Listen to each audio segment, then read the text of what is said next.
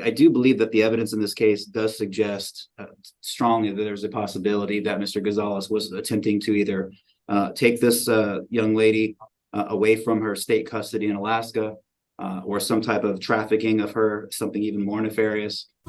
Welcome to Rebel Chaser. My name is Gail, and this clip comes from Judge Pauline Freund at the Seattle-Tacoma Municipal Court in Washington.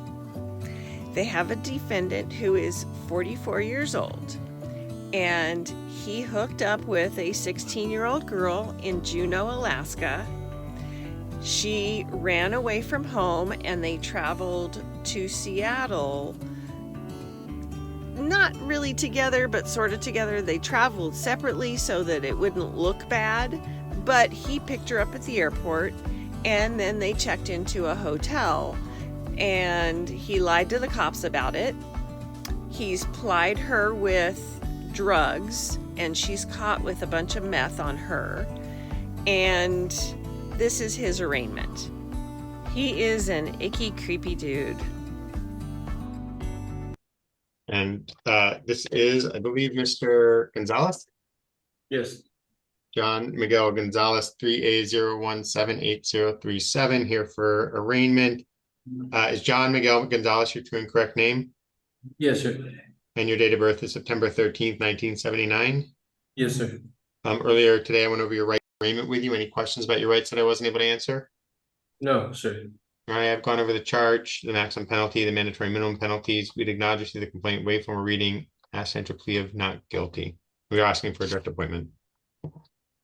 Mr. Mercer, have you seen the contents of the phone conversations? I guess I'm struggling with evidence of communicating with the minor for immoral purposes. I found probable cause yesterday for harboring a runaway. Mm-hmm. No, to answer your question, I've not seen any contents of the cell communications. Then I can't find probable cause for this charge. Okay, can I make an argument? Yep. Sure. So well, I think that there are strong inferences here of what his intent was.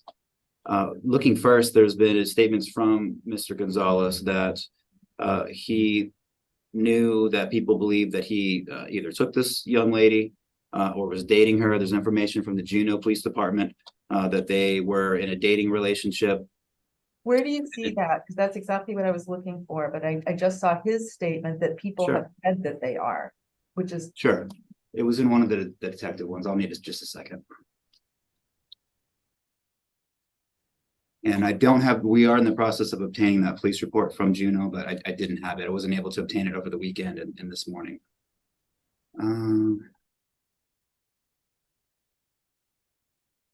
Oh, I think I finally found it.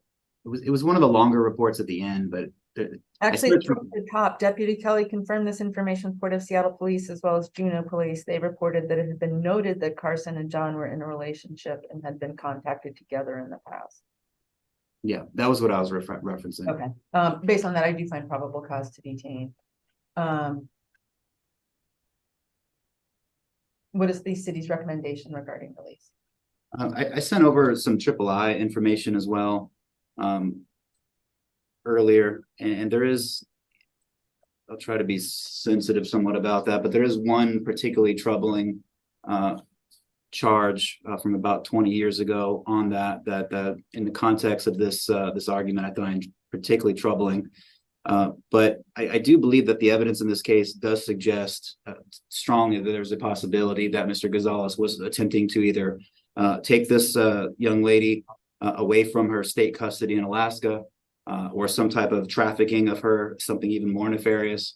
The facts that he seems to have been arranged to meet her a day after she flew in separately. Particularly, there's an inference there to avoid detection of traveling with her, but picks her up at the airport. She's there are inconclusive. Actually, I guess the police department, the detective noted that they were lies. That he was saying that she was not there when he got the hotel, but there's surveillance of them checking in together. There were certain statements that seems to provide a strong inference that there is something here that's not an innocent intent. He knew that the police had been called in this matter, knew that that people would think that they were together, knew he had some explaining to do, but took no steps to notify Alaska, notify the guardians of this person, notify the police that he was with her, and instead is seemingly trying to sneak her into a hotel with him at a time that she is somehow between the airport and here. Now she's in possession of 7 grams of meth. And I guess for the record, again, this is a 16-year-old that we're talking about. Mr. Gonzalez is basically 2 days older than I am, so in his 40s. A lot of this evidence is incredibly alarming. I would say that there's also indications that he is somehow moving to Texas, but stopped over in SeaTac to meet or pick up this young lady. And I think a lot of these facts are incredibly troubling. He has no ties to this community, seems to be a flight risk as he is on his way to Texas or back to Alaska. I do think in the troubling information he has on his III for a number of reasons. I think this is a particularly high-risk person, poses a particular and specific risk to the community and to this young lady. So asking for $30,000 in bail, no criminal law violations, no contact with the minor, and that'll be all, please. Mr. Inati, any objection to those conditions? I just need to confirm. So we're hoping that Mr. Gonzalez can be released on his personal recognizance. I guess the issue that I take with the court's finding of probable cause is because I'm almost 100% positive that the age of consent in Washington is 16. I get that it's hard to have conversation about what your behavior is without having, I mean, that's where our laws are kind of backwards, where I think the age of consent is 16, but you can't communicate with somebody under the age of 18 to act in that behavior, but you could technically be in a dating relationship with somebody, not have that type of a conversation, but in Washington then engage in sex with that person. And so I guess that's the issue that ultimately comes up in this case, is that this person appears to be 16 years of age. And so we are asking that the court, it does not sound like Mr. Gonzalez can post any amount of bail. So I know that he's hoping the court releases him. The address on the rights form is a good address for him. The charge that was highlighted by the city in its III, Mr. Gonzalez said he was found not guilty of. It doesn't say on that III what the result was, but he indicated he was not guilty of it, and that the majority of those charges are older cases. If the court does set bail, we're hoping the court sets a relatively soon pre-trial date. But I think there's some issues as far as the way our laws are written that, as I said, the age of consent is 16 and she's 16. I had the same thought. However, the facts of this case, I mean, except I'm reading from the statute, and it says, except as provided in subsection 2 of this section, a person who communicates with a minor for immoral purposes, or a person who communicates with someone the person believes to be a minor for immoral purposes, is guilty of a gross misdemeanor. So I mean, this is maybe an issue for appeal, but not for purposes of a finding of probable cause,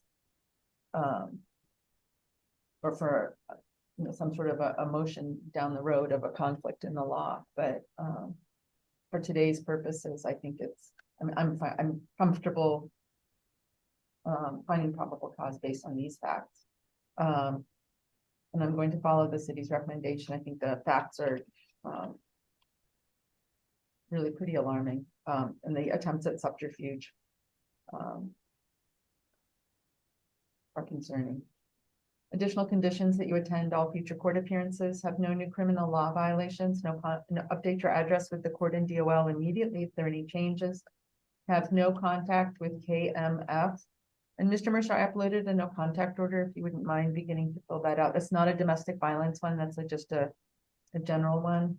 Sure, absolutely. What is my bail? $30,000. Do not own or possess any firearms. I don't. Your Honor, You don't talk about the case, Mr. Gonzalez, at all.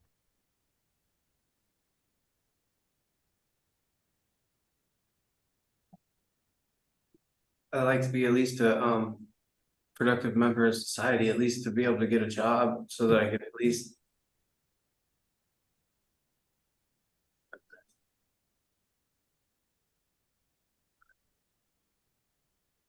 Your Honor, all I've done is work my whole life. That's not what this case is about, whether you work or not. I know, yes, Your Honor, I understand that. I don't think that I can. Just by sitting in jail is not gonna, I don't think I could be a productive member of society and obey all laws without having all of this. All of this bail. I would still obey all laws and all my court dates.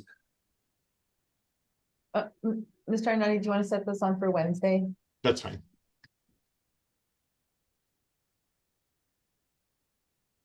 And do not own or possess any firearms, and just as a condition, not as a.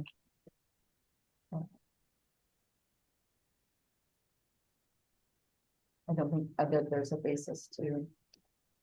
Your Honor, I even asked the police officers what my charges were, and they wouldn't tell me. They just told me that Juno was trying to. I don't even know what You it was. shouldn't talk about the case at all right now, sir. Okay. Sorry.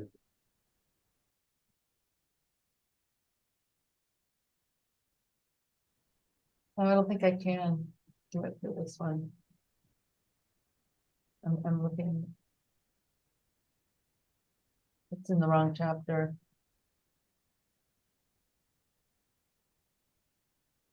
68A is not one of the included chapters. Okay, well, so much for that part. I would have thought it would be. But I'm ordering it as a condition of release that you not have contact with KMF.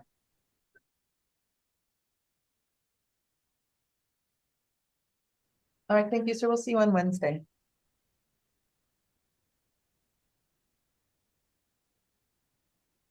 My bail is still $30,000. Yes, And on Wednesday, I have a bail hearing. no, Wednesday you'll have a pre-trial hearing. Today was your bail hearing. And we'll talk more about your case between now and then, sir. I guess if you can't find a woman your own age, you go for somebody much younger. And a lot of 16-year-olds are searching, and when an older man wants to shower attention on you, it feels good. And I can see how easy, plus if he's plying her with drugs and getting her hooked on meth, then I can see how easy it would be for him to convince her to do stuff like this. And I don't know if the prosecutor mentioned the guardians that she ran away from. Now, I don't know if that means that was her parents or if she's in foster care. And if she's in foster care, that is even worse, because then he's really a predator. He's searching for somebody that doesn't get a lot of attention and affection, and he's purposely going after somebody like that. And this man is a predator. He's a disgusting creep, and he deserves to be in jail for a long time. Because also when he's thinking of traveling to Texas with her, he could easily go across the border and then disappear. And then no one would be able to find him, and he could then get her into the sex trade. So he's just a creep. He's a predator. He deserves to be in jail. I'm glad they didn't lower his bond. I wish it actually had been higher. I think it should be higher. That's just my opinion. Anyway, thank you guys all so very much for watching, and I'll see you next time.